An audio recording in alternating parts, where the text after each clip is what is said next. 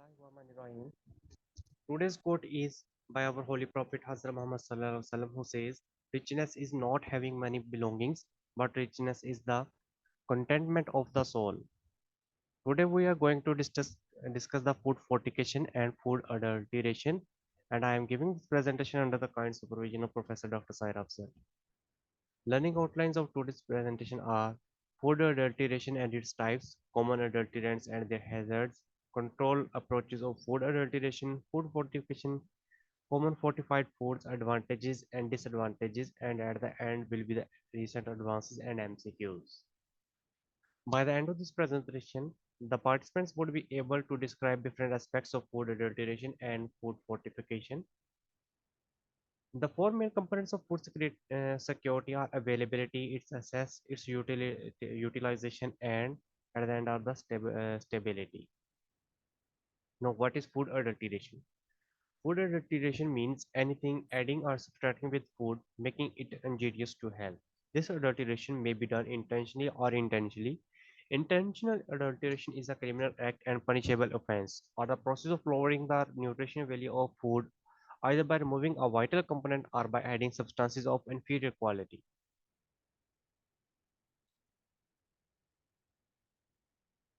The types of adulterants are intentional adulterants, metallic contamination, and incidental adulterants.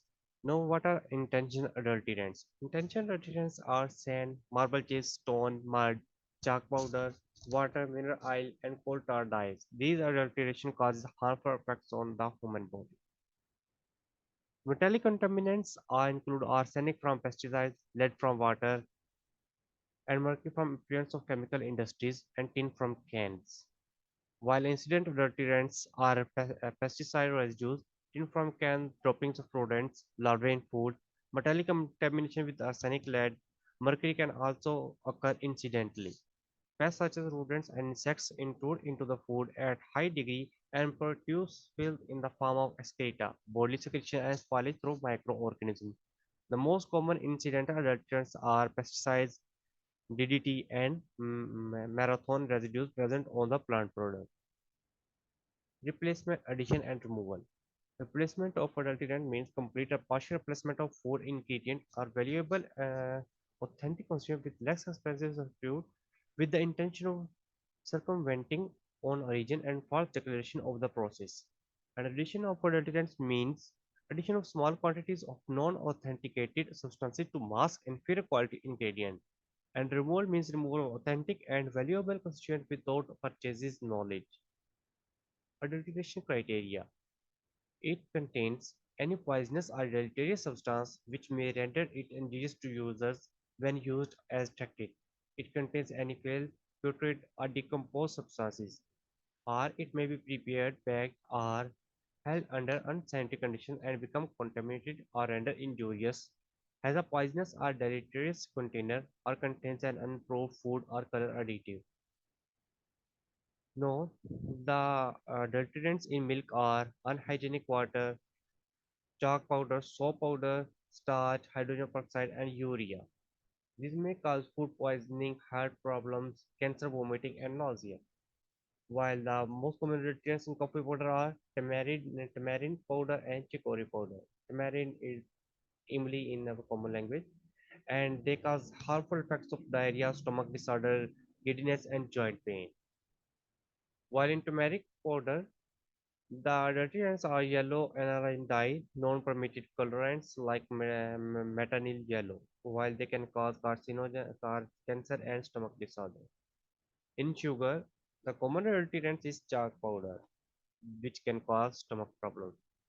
Ghee. Adulterants. Ghee essence is used in cheaper oils and pass off as pure ghee. This type of ghee will not solidify like normal ghee. It may also not have the grainy texture of pure ghee. The health effects are cancer or acute renal failure. The agimon or oil used to adulterate ghee and butter is highly toxic. It causes a disease known as dropsy. Watery fluid collecting in some parts of the body is the main symptoms. It affects the normal functioning of the body. It may also paralyze the limbs. Chili powder. The adulterants in chili powder are strong red brick powder, grit, sand, that non-permitted colored sawdust are used dry papaya seeds to obtain the required color. They can cause stomach disorders and Sudan dye is carcinogen.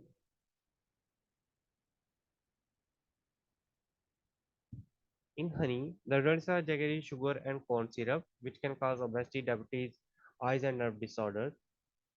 The categories of methods by which food is adulterated are dilution or substitution, artificial enhancements, use of undeclared, unapproved, or banned biocides, removal of authentic constituents, and misrepresentation of nutritional value, and the ingredients of fraudulent labeling claims, formulation of an fraudulent product, and counterfeits, theft, overruns, or grey markets. The reasons for adulteration are to earn more profits, to increase the weight adulterant is added, to increase volume of trade by showing lower prices when supply is less than demand, to cut down the product cost to meet the market competition, shortage of authentic ingredients at affordable prices, shortage of qualified personnel, and no updation of processing techniques, inadequate knowledge on the consequences and associated food safety risks, lack of awareness and updation of the information on the adulteration related food safety outbreaks. Now, the control for food adulteration. There are regulatory authorities. Now, to have ourselves and our descendants, we have to fight all together against these ill trends of adulteration. Government should also take serious action with tough laws against culprits. We all should make aware the general people about the serious health impact of taking adulterated food, stipulating the practically feasible rules, requirements, and regulations on the adulterants and updating them at regular intervals. Check monitoring of the implementation, regular interactions with industry to understand their concerns. Industry to feel more ethical and moral responsibility as food business operator to supply and serve wholesome food to the society. The regular updates on the process and allergens related outbreaks in the world. Risk assessment for the all the ingredients, additives, processing aids and processing techniques. Frequent testing of vulnerable ingredients, additives and processing aids. Now, scientific community should have to develop validated, simple, quick, and authentic test procedure to scan the ingredients, additives, and processing aids for positive clearance to share the knowledge with the statutory bodies and industries. The consumer and end user should have proper understanding of the adulteration issues to know the difference between the natural and aesthetic attributes of foods and accepting the natural ones to the extent possible. It is better to avoid adulterated cold drinks. Instead, you can have any fresh fruit juice and much better will be the tender coconut water. Food additives. Food additives are chemical substances added to processed foods. They are added to enhance or retain quality attributes such as texture, physical properties, taste, flavor, etc. To control the spoilage and enhance shelf life of the processed foods, all additives are not adulterants. If present within the specific limits and once exceeded the limits, they become significant adulterants and can cause serious health hazards to the consumers.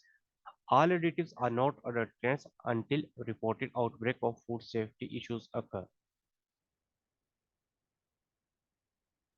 No general food additives are antioxidants, emulsifiers or stabilizers, acid regulators, anti-caking agents, flavor enhancers, and artificial sweeteners. The functions of food additives are give the food a smooth and consistent texture, improve or preserve the nutritionist value, maintain the wholesomeness, control the acid-base balance, and provide color and enhance flavor of the foods. So the key facts about the food additives are food need to be checked for potential harmful effects on human health before they can be used. The joint FAO, Food and Agriculture Authority, and WHO Expert Committee on Food Additives is the international body responsible for evaluating the safety of food additives. Only food additives that have been evaluated and deemed safe by this committee on the basis of which maximum use levels have been established by the Codex Alimentarius Commission can be used in food that are traded internationally. Health hazards of food additives. The effects of food additives can be immediate or long term. Immediate effects are common reactions are urticaria, runny nose, headache, asthma. They may can cause gastrointestinal disturbances, They can cause bleeding, hyperactivity disorders, irritability, contact dermatitis, and skin eruptions. Long-term effects are damage to organs, birth defects and cancer, breaking of teeth and reverse effect on the lining of the digestive tract, anemia, cardiac arrest, stomach cancer, intestinal cancer, various abnormalities of bone, eye, skin and lungs. Now coming towards the food fortification. WHO defines food fortification as the process whereby nutrients are added to food in relatively small quantities to maintain or improve the quality of the diet of a group or a community or a population. No, the vehicles of fortification with combinations of micronutrients for better eyesight, vitamin A and vitamin D are added in our common uses of oil and ghee. And for immunity, vitamin A and D are added in processed milks. And for development, double fortified with iron and iodine. Salt is fortified with iron and iodide. And in double fortification, no salts are also fortified with uh, folic acid. Healthy skin. For healthy skin, wheat is fortified with iron, folic acid, vitamin B12, and zinc, and rice is fortified for stronger bones with iron, folic acid, and vitamin B12. Now, the criteria for the fortification is that nutrient deficiency should be widespread in the community. The vehicle food must be consumed by the target group. The high consumption of fortified food will not lead to toxicity. Addition of micronutrients should not change the taste, color, flavor, texture, and shelf life of the food item. The item of food should be centrally controlled and monitored, and the cost of fortification should be affordable. The approaches for fortification levels are national recommended daily allowance of the nutrients, prevalence of deficiency in the region, per capita consumption of food vehicle to be fortified, current dietary habits of the population, stability of the nutrient in the food being fortified, and the chemical sources. The advantages may be providing certain nutrients nutrients in the same food improve the utilization of certain vitamins and minerals. For example, vitamin C enhances absorption of iron. Providing nutrients through regular food supply and distribution system reduces costs.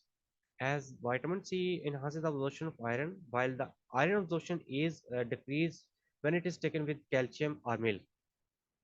Disadvantages: shelf life of fortified milk cereal is reduced. Regular quality control is essential. Prolonged cooking of fortified food leads to 90% loss of vitamin C. Fortified commodity is more expensive. Future challenges of food fortification. For this, we need to create community awareness about the benefits of food fortification. The private sector, government, and international agencies need to make commitments for investing in food fortification. They should have to ensure increased availability of food fortifies to the vulnerable groups of the populations. The governments and international agencies should encourage food fortification by way of tax concessions or duty rebates, and the regular authorities to recommend uniform food fortification guidelines to the group countries, and they have to develop technology that will produce the futuristic food. No guidelines on food fortification and with micronutrients. The Pakistan's long-standing burden of malnutrition. In Pakistan, more than half of the women and children in Pakistan lack adequate levels of essential micronutrients that are iron, folic acid, vitamin A and D. Poor nutrition and micronutrient deficiencies in childhood have profound effects on immunity, growth, and cognitive development. According to recent estimates by United Nations uh, Food and Agriculture Organization, 37.5 million people in Pakistan are not receiving proper nourishment. The country less than 30% of GDP every year due to a high burden of malnutrition, which unfortunately has not changed much over the last 4 decades. Strengthening large-scale food fortification.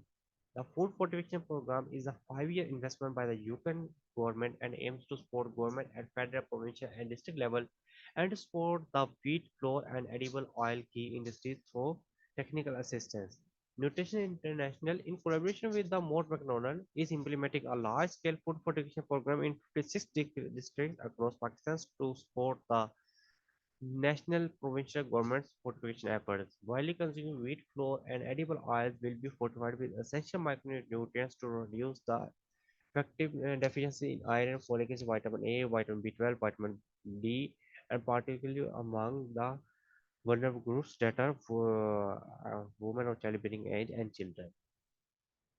In 2019, this collaboration helped Pakistan to increase the total production of fortified edible oil and wheat flour in Pakistan and ensured that more than 65 million people in the country had access to the critical micronutrients.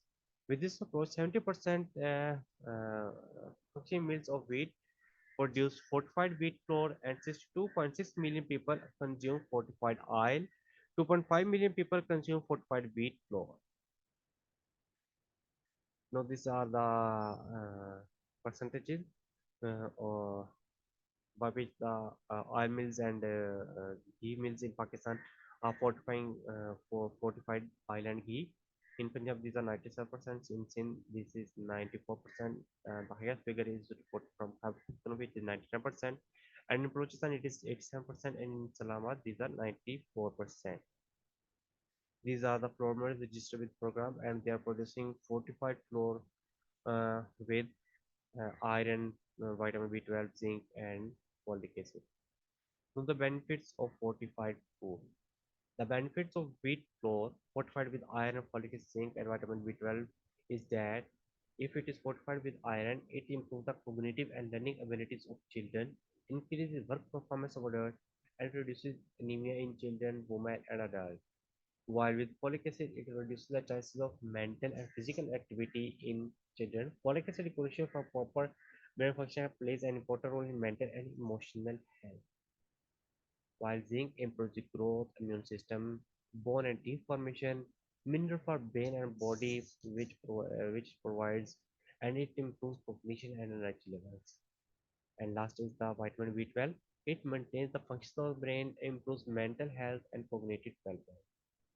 While the vitamin A and D in ghee and oils improves vision and cures night blindness, healthy function of the immune system, 12 white blood cells, and improves bone and muscle mass.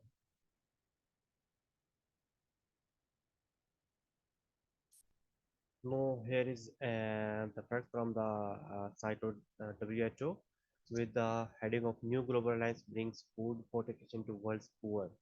For just pennies per person per year, the New Global Alliance for Improved Nutrition, that is GAIN, plans to bring the benefits of foods fortified with vitamins and minerals and micronutrient deficiency for the poor in developing countries, which can save millions of lives and prevent crippling conditions such as blindness and mental retardation. GAIN will assist recipient countries in putting iron, iodine, vitamin A, folic acid, and other vitamins and minerals into everyday food like salt, flour, oil, sugar, soy sauce, and depending on each nation's food habits.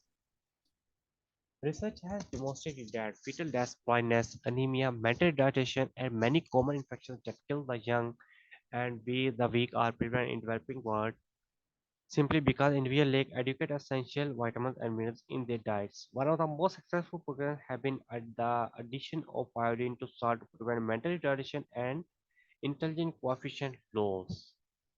70% of all salt consumed worldwide is iodized. The gain initiative is going to make a real difference in people's lives. For example, 5 to 6 years from now, children will not be going blind anymore in recipient countries that fortify foods with vitamin A. Chemical reactions including formaldehyde, boric acid, urea, and hydrogen peroxide were found in total of 77 in total of 77 that constitute about 30% milk samples. Children in adulterated group consume adulterated milk greater than 6 months. Uh, Now coming towards the recent updates. The first article in the recent updates is the milk adulterants in Koita are threat to the public health. Coming towards its abstract, milk is a natural rich lactose ingredient that provides all essential nutrients required by the body. This study was designed to detect milk adulterants along with various physiochemical factors in milk sold in Koita market. A total of 120 raw milk samples were collected hygienically and subject to milk adulteration rate. Results revealed that overall 11.66% sample revealed adulteration with any single chemical adulterant. Water and powdered milk were the major adulterants found almost in all samples.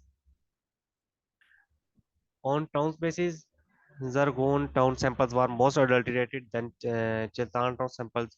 Other parameters such as electrical conductivity, pH, fat percentage, total solids, and solid not fat were observed below the normal values in most of the sample. Adulterants like urea, hydrogen peroxide, sorbitol, boric acid, quantity ammonia compound, carbonate, soap, and alcohol were not detected in sample. However, sodium chloride, formalin, hypochlorite, starch, and sugar were detected. This study explore the potential health hazard due to the adulterated milk sold in retail outlets in Koita market. There is a dire need for regular monitoring of milk and its products by concerned food authority. These findings will help to build a concrete strategy to curtail this problem and improve the life standards of the people. Modeling shows high potential of folic acid fortified salt to accelerate global prevention of major neural tube defects. We estimated the global population of folic acid preventable spina bifida and encephalopathy, that is FAP, SBA, potentially prevented through mandatory double fortification of iodized salt with folic acid. Using United Nations Children Fund, the agency that is called UNICEF, and Global Fortification Data Exchange datasets, we modeled 20 specific number of FAP SBA cases prevented annually using current coverage of the salt in households worldwide and expected daily amount of folic acid and intake from folic acid fortified iodized salt. Our evidence-based modeling strategy assumed mandatory folic acid fortification salt as 20 ppm and that at 200 microgram per day, intake of folic acid from fortified should achieve 100% prevention of FAP and SBA in countries. The results. Total of 100 countries that have data on present of household consuming iodized salt globally were examined. 55 of them have greater than 80% household consume iodized salt. Our model estimate approximately 180,000 cases of FAP SBA would be prevented in these 100 countries through folic acid fortified iodized salt, and 150,000 of them would be in countries where more than 80% of household consume iodized salt that can be potentially fortified with folic acid. Salt fortification with folic acid could contribute to the prevention of about 65% of global FAP SBA cases annually. They conclude that this evidence-based knowledge shows that there is a high potential to prevent FAP SBA using folic acid for fortified iodized salt. Prevention will reach countries where there is a limited reach of central processing folic acid fortified wheat or maize flour. If this intervention is made feasible by the salt industry, it can accelerate the prevention of FAP and SAB significantly. Coming towards the MCQ session, staple foods such as cereal grains and rice might get fortified with this nutrient to prevent visual impairment. By which vitamin are the micro? Whether iron, folic acid, vitamin A, B, or D.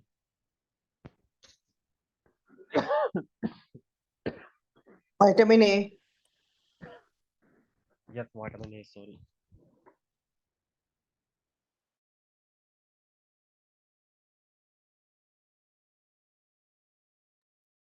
With the collaboration of Food Fortification Program Initiative, 96% of oil and tea industries are registered in Pakistan which are producing fortified oil. The original purpose of food fortification is to decrease the occurrence of nutrient deficiency, to make food easier to digest, to lower cholesterol, to increase the absorption of nutrients, digestive tract, or to boost sales of the processed food. It's A. B. It's A. To decrease the occurrence of the nutrition deficiencies. Okay. A. Yes. Madam Sigal, one of the most successful programs in food fortification has been the addition of iodine to salt. Some 70% of salt now consumed worldwide is iodide, which is can be prevented by the fortified salt. It's fortified salt, whether iron deficiency anemia, night blindness, goiter, osteomalacia, or skin diseases. Goiter. Yes, it's C. wheat flour is C. yes, see. Bottom is wheat flour is fortified with iron, zinc, folic acid, and vitamin B2. Which of the following benefits of fortified flour with iron cannot be achieved? Whether improves cognitive and learning abilities of children, increase work performance of adults, reduce anemia in children, women and adults, improve emotional health of children, or improve growth of children. Which is not the benefit of iron fortified? D. Yes, it's the improves emotional health of children. A wheat flour industry deliberately added table straw, dust, wheat seeds, and damaged grains in wheat flour for economic gains. This industry must be held responsible for what kind of crime, whether food adulteration, additives, alteration, or contamination. B. It's food contamination. It's adulteration as they are adding less economic values of people's straw, dust, and wheat for economic gains. This is food adulteration. Sixth MCQ is which of the following reasons shows the impact of adulteration on the economy? Whether adulteration leading to people falling sick and spending money on the treatment, or second option is people falling sick and spending money on the court cases, or the third option is the people falling sick and spending money on the treatment or the court cases. D option is with the effect of adulteration, the rising prices of the original food, and the last option is with the adulteration, people don't invest in food production. What A. it's C. As due to adulteration, people fall sick and they will spend money on treatment and then on the court cases. This will impact on the economy. Seventh MCQ is Mr. X observed the following when he tested the specific gravity of milk to check for the adulteration. The specific gravity was less than that of the pure milk. He complained to the milk vendor and the next day he checked the specific gravity again. This time it came in the range of desired specific gravity. Can we assure that this is pure unadulterated milk? Yes, definitely. No, definitely. Unsafe, maybe safe, maybe unsafe. Gravity does not alter the nutritious value of milk, or the last option is safe if milk's color was not changed. B. It's C. It may be safe or may not be safe. And the explanation for this scenario is there when the specific gravity is lowered and the next day it was quite in the normal range, and uh, when the water is added in the milk, the specific gravity of the milk falls, but when the adulterants such as urea is added in the milk, the specific gravity of the milk can be increased, but we have to do further tests for checking whether they are adulterated or not. Eighth MCQ is red chili powder is commonly adulterated using aflatoxin B1. What is most likely to occur in people using adulterated red chili? Whether nervous tissues, gastric carcinoma, renal failure, cardiac issues, or hepatic carcinoma. The A. aflatoxin B1. A. It's hepatic carcinomas. It has deleterious effect on liver. Ninth MCQ is food additives are chemical substances added to processed food. Which of the following is not true about food additives? They are added to enhance taste of food. They are added to retain physical qualities of food. They control spoilage of food. They are always injurious to health. They decrease micronutrient deficiencies. D. Yes, D. They are not always injurious to health. Last time squeeze, sodium aluminum sulfate is used to maintain the texture of canned fruits and vegetables. What would it be called? Whether stabilizer, additive, adulterant, food fortificant, or food color? A. It's additive, food additive, Okay. as it is added to increase the shelf life of the canned foods and vegetables. This is the key of the MCQs. This is our YouTube channel where all the presentations of postgraduate residents are uploaded here. And thank you very much for today's presentation.